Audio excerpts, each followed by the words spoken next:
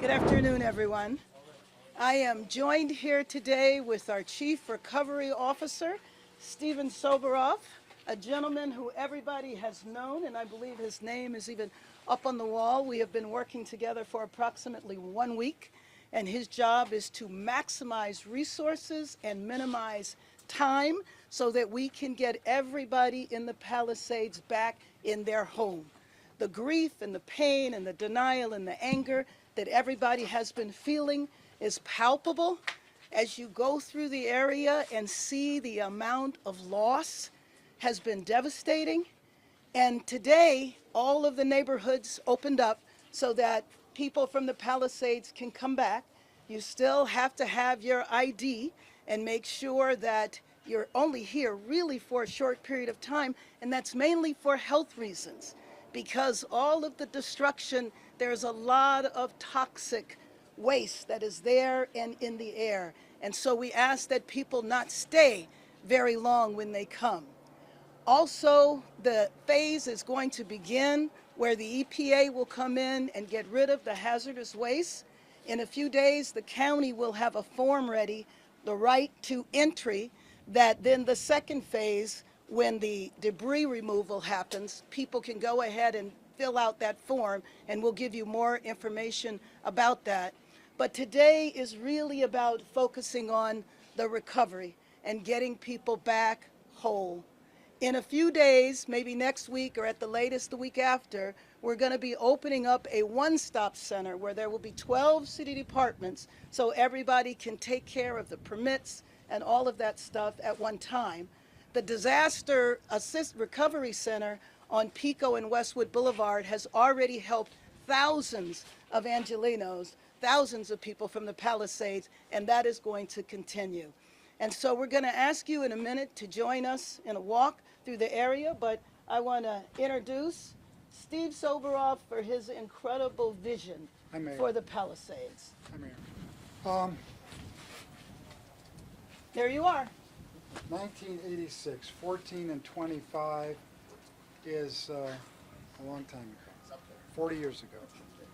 I was here, 40 years ago I was here at this park, standing right here with this building, and probably those bathrooms and everything else, and the playground was a dump. And so I knew I hurt myself. I hit my head on the top of the thing. I was with my son, Jacob. Now we have 5 kids, but he was the first. And I walked into the office and I said, hey, I hurt my head here. Do you have any Band-Aids? And he opened up a cabinet, and I thought the cabinet, they were going to have a bunch of basketballs and all that kind of playground stuff.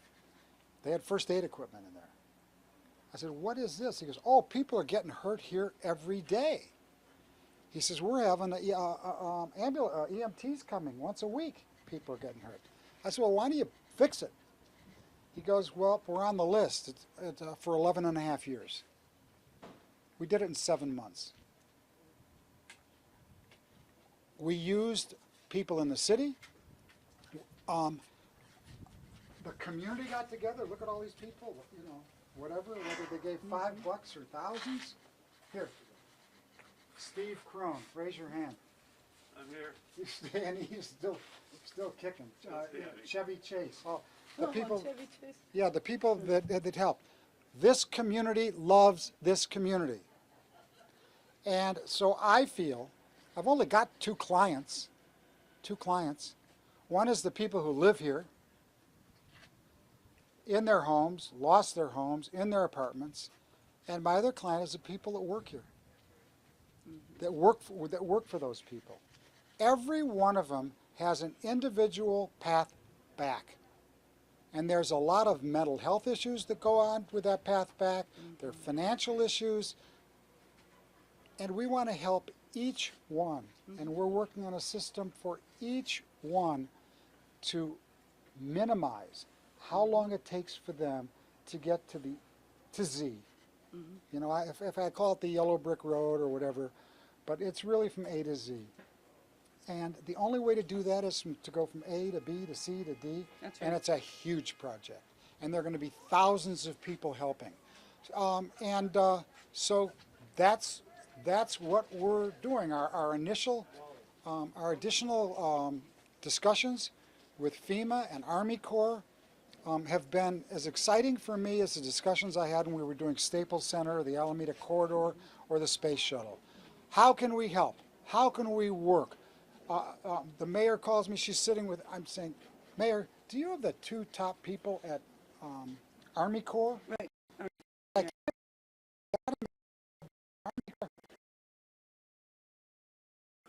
okay, and the 3 of us have a conversation.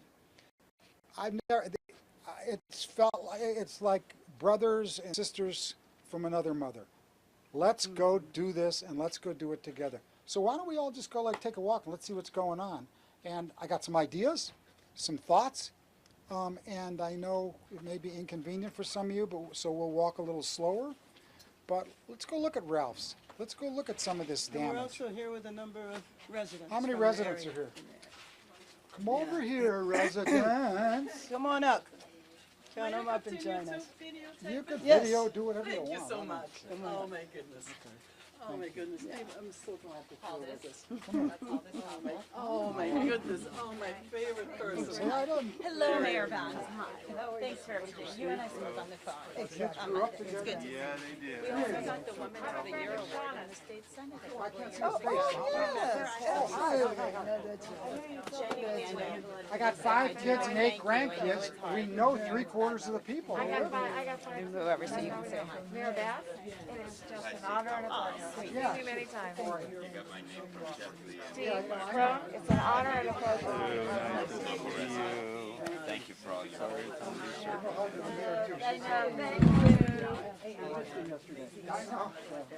You held your own and we appreciate it.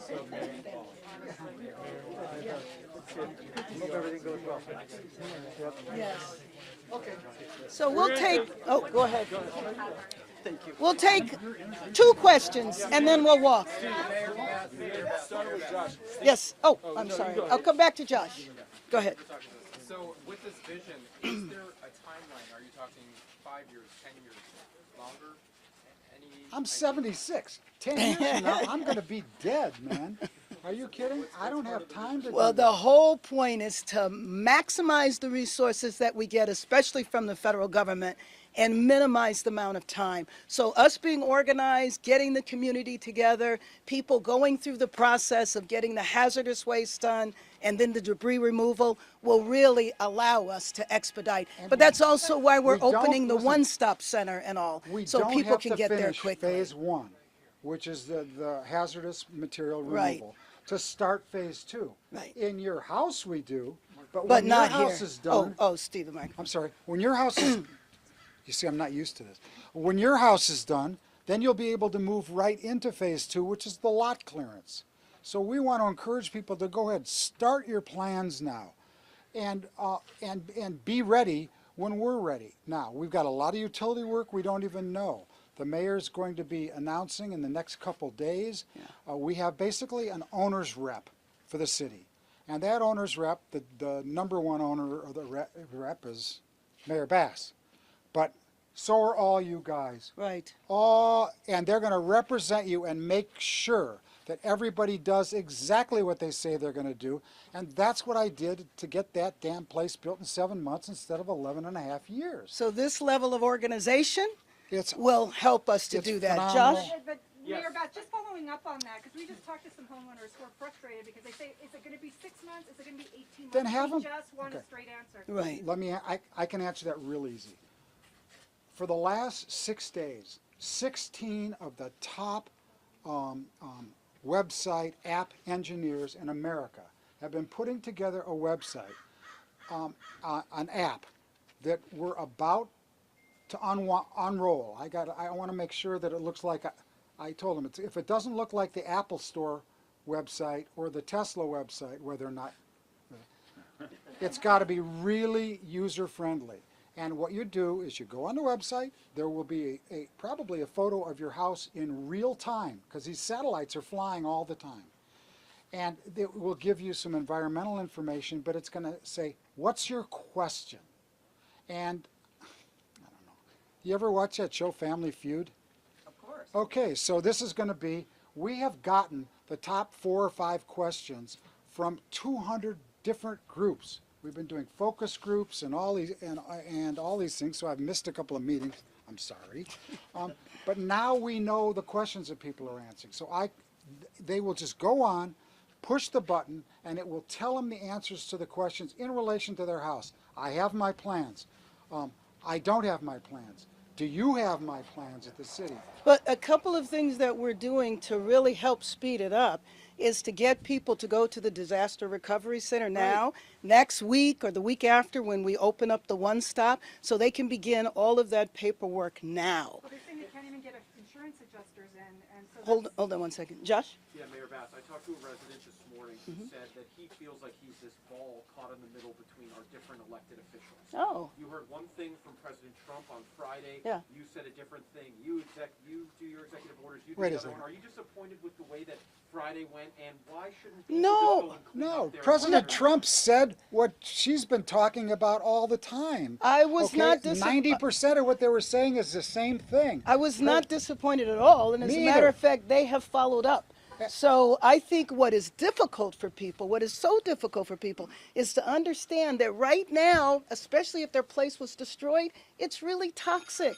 It's dangerous for them to be there. There will be a time when they can do the cleaning, but the EPA has got to be in charge with this phase of it. And it would be nice if they could say, by next week on this day at this time, it'll be done. But you know, Josh, that's impossible to do. Except we're going to And monitor so- it. Government followed up. What did you say? You've said they followed up. Well, they followed up to ask if there were a couple of specific things that we needed for us to respond to right away. I've also continued to be in contact with the administration, communicating with President Trump's chief of staff, and also with members of Congress. There's a congressional delegation here today from Appropriations, which is how we get the resources, and we need them to be here. And it's my understanding there'll be another delegation tomorrow. So maintaining all of that communication is what's going to help us get to the place where we need to go. So why don't we walk? So you're not willing to offer a firm timetable on when completion of phase 1 will end? I can tell. I mean, we can tell you all that stuff, but the point is, I gotta see how many crews, how many houses they're doing per day. Phase 1, all phase 1 is, they walk around and see if you've got lithium battery. They try and make it clear for phase 2 to start. They do that very, very quickly in different areas, but there's a lot of homes. What we have to make sure, and what the owner's rep has to make sure, is they have enough crews working enough hours to do it in enough time. So some of it's going to be done in a week, and some of it may be done up to 3 months. Right. What I'd like to do is take those periods and shrink them down by getting more resources. And FEMA's paying for those resources. It would be nice to say there would be a date certain, but you know that that's extremely difficult to say. Well, what So are it the is frustrated- reasonable what can to the say frustrated a few residents do? months. The So let's frustra- go. Yeah.